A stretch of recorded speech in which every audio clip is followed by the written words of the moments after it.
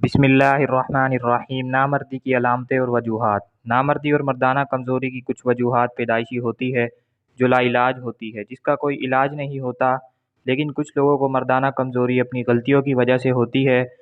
جیسے کہ بالغ ہوتے ہی غلط کاموں میں لگ جاتے ہیں، نکاح کے بغیر ہم بستری کرتے ہیں جو کہ کبیرہ گناہ ہے،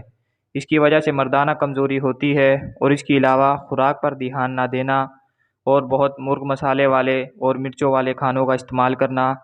ہمیں ان چیزوں کا اس وقت پتہ نہیں چلتا کہ آنے والے وقت میں ہمارے ساتھ کیا ہونے والا ہے، اور اس طرح ہم مردانہ کمزوری کا شکار ہو جاتے ہیں۔ اور کچھ لوگ نامردی کی وجہ سے موٹاپے اور کولیسٹرول کا شکار ہو جاتے ہیں اور ذہنی دباؤ کا بھی شکار ہو جاتے ہیں، اور بعض ادویات کے سائیڈ ایفیکٹ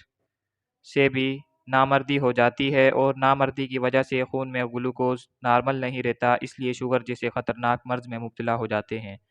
اور شوگر کے لیے میں نے ایک بہت ہی خاص نسخہ بتایا ہے، اس ویڈیو کی لنک